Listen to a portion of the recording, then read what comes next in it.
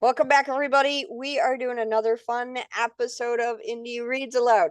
Today, Lisa Jacovsky is visiting us again because the lady can't stop writing children's books, which I think is fantastic. And I'm so excited you have another one. It's so much fun when you come on the program and read to So, me. thank you so much for having me every single time, Diana. I appreciate it. And honestly, I love coming on. It's so much fun. I told you as many times as you write books, I'll just keep having you read stories to me because, My next one comes out later this summer, so I'll have another one for you for the fall. perfect because I'm 6 years old and I like books. So, But you um, should. We got to make sure all the 6-year-olds, now continue to love books and grow up to be adults like us that are geeks and love books. I always tell absolutely. them I'm a book nerd. Yep, me too. Me too. And I'm not ashamed of it at all. Right? Exactly. I tell my students that. I'm like, I'm proud of it that I still love to read. Well, and even now in the later half of my life, I just turned 60 not long ago, I and I know. still love reading children's books Right? Me because too. the stories are so important and the messages don't get old. If it's a Exactly. solid message and a good story, it doesn't matter how old you are, you can enjoy it. And Exactly. and the artwork in your books are spectacular. Thank you. I hope you like it in this book too, because this is a new illustrator I worked with for the first time on this one. So tell us about this illustrator. Who is it? So it's a young lady that I found on Fiverr, had amazing reviews, and I don't see her name on here for illustrations, but she was very nice. I think she was in college, so Nice. some So little feedbacks I had to give her, but she was nice. She was very but awesome. she's at that stage where she's building her portfolio and building a career. How wonderful that you're giving her an opportunity to do that. And she did a great job, She did. like she made them look I'm beautiful and not like he's not funky looking or anything. So she really did an incredible job. I was I'm very really pleased. looking forward to seeing the inside and all the pictures Yeah, inside because your stories my are so much fun. favorites. So, Lisa has been on the program many, many times before. She's a psychology professor. She teaches little people. She coaches parents who have little people with extraordinary learning approaches to life. She does some great things. She works with children who are on the spectrum. She works with parents of children who are on the spectrum. She Yeah. works with people like me when I just need to be talked off a ledge. So it's fantastic. It's really great. If you want to know more about Lisa and all the great work that she does in her spectacular books, make sure that you check out the show notes and you'll find links to her website and all of her books and all the fun things. So check that out because I'm too excited to do all the normal stuff. I just want you to read the book. Yeah. And so when you are Yeah. ready, please, Miss Lisa, take the microphone and read aloud. Absolutely. And this is number 9. So this is the 9th time I've come on. 9. How hilarious is that? I love it. But I So love you for having me on every I time. love that it's your 9th appearance and you're doing a story about cats. And it's amazing because this is a spinoff of Perfect as I Am. So it's all the special needs kitty is. And Perfect. actually, my next book that comes out is number 2 in the Cat Brothers series, where it's my nonfiction series about my kitty is. So it's really appropriate and fun right now. Yeah, 9 lives, cats. I like it. It's Yeah, it's good. It's exactly. good. I like it. Okay, when you're ready, go ahead and read. Bones and Friends, the case of the missing mice. So this series is all about the 3 brothers from Perfect as I Am using their special need to solve a mystery. And it's a mystery that's very appropriate to cats. So it's very, very cute and sweet that way. Hi there, my name is Beau, and I don't know if you can tell, but I can't exactly see on account of not having any eyes. You guys can see he's blind. My human friend says I am blind. I am not sure what that means. I can sure smell when he is making our food or hear when she throws a mouse toy for me and my brothers to chase, though. Who said you need eyes to run and play anyways?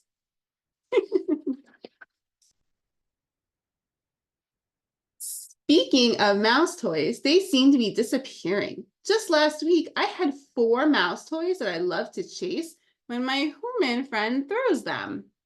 Sometimes I even jump in the air to catch them. Then a few days ago, I only had 2 toys. Uh-oh, they're disappearing. Now, today, I can't seem to smell any. I did ask my kitty brothers, Bender and Bones, if they knew where the mice had gone. They were as clueless as me. So in case nobody knows, this is Mr. Bones, who has hydrocephalus, and then Mr. Bender over here has 3 legs. So all 3 of them have something special. Meow. Seems like a case for the kitty detectives. You see, me and my brothers, we like to solve mysteries. Bender with his 3 legs and Bones, who has hydrocephalus, become my eyes. Together, we use our special needs as our talents to find whatever is missing. Big mess. Wonder who made that. You know how I knew that our mice had begun to disappear? It wasn't that Bones or Bender told me. I could not smell our mice toys anymore, and our human friend was throwing them less. He was using other toys to play with us instead. Having no eyes means my other senses are great, maybe even better than our humans. I just sniff the air or what is next to me and can tell immediately what it is. Even my hearing is better than my brother's. Hee hee. I always know first when our human friend is going to throw the mice or a crinkle ball for us. Don't worry, I take turns with my brothers to chase and catch the toys. Now let's see if we can find where those toys went. I always start by sniffing the couch. For some reason, those silly humans like to hide things under the cushions. Because Bones is so little, he always likes to check under the couch. I still don't understand how he fits half his body under there. Then, while we do that, Bender jumps up to the highest point in the cat tree. He can see the best from there and scans the room for us. He always yells down which way to go if he sees something we should check out. So he has 3 legs, but it doesn't stop him from climbing. Nothing under the couch I can smell. I can see nothing from here, Bender yells down. There's nothing under here, came a small voice from under the couch. That was Bones. All right, guys, let's move on to the kitchen, I said to everyone. Let me see him peeking under here. Where can those toys be? That is very strange. In the kitchen, I always go sniff around the countertops. Bender jumps to the top of the refrigerator, which is the highest point. Bones decided to check all around the nooks and crannies on the floor. Still, nowhere to be found. This is a tough one. Where to next? It's not often we have to search more than the living room and kitchen. What about the backyard? Asked Bender. The humans were babysitting that puppy, remember, Haven? You're right, said Bones. Maybe she took them and buried them or hid them outside in the patio. Let's go look, I said, and off we went. Bender jumped onto the patio table to get a better look. Bones decided to look all around the patio floor and under the furniture. I decided to start sniffing the floor all the way to the grass to see if I could smell our toys. Just as I was picking up the scent, Bender said, "There, I see a mound." I turned towards his voice because I have exceptional hearing too, began to run after him when he jumped down. Bones and I caught up with Bender, who had stopped at a big mound in the grass. We all began to paw at it, and sure enough, out comes our toys. We did it. We solved the mystery, found our toys, and the culprit who took them. We were so excited. It was silly puppy Haven, who probably thought she was playing when she hid them from us. Now it's time to go find our human to help us clean our toys and have some fun playing with them. Until the next mystery, love and purrs, Beau. So cute. That was Thank awesome. you. Oh my gosh. Kitty detectives. I love it. That is It's so a cool. great way to showcase that even though they're different, they can still do everything that a typical kitten 100%. can do. And pretty much every time I talked about perfect, everyone is like, cats have special needs. They have no idea, and Yeah, a lot of times they're returned because of their special need, and I get it when it's for a medical reason because they can't afford it, but sure. returning them because they don't have eyes or they have 3 legs, like who cares?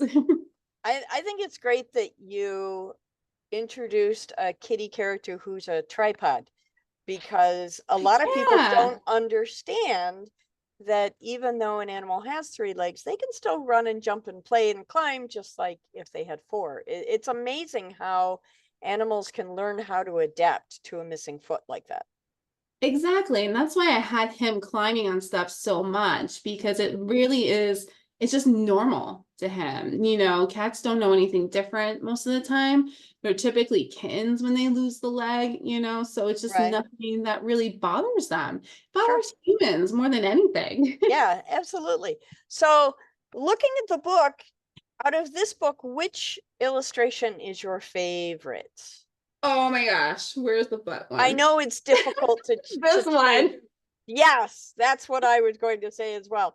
3 It little just kitty tails walking out the door. I just think it's so cute the way she did like their booties and like where their I tails are. Like Yep. it's just I love that adorable. there's such depth of character just in the way they're holding their tails. I think that's Right? super Like fun. he did such a phenomenal job with this So book. And clever for anybody out children's there in minds. listener land who is listening Love to it. this on Spotify, you might want to jump over to the YouTube channel so you can see all the really amazing illustrations. Super, Yeah. super fun. Lisa, I'm so grateful that you're back again. Thank you so much. And I look forward to the next book coming out very soon. Yes, I can't wait to. I'm super excited because it should be sillier than the first one. I've gotten the sketches, which are Brainstorm.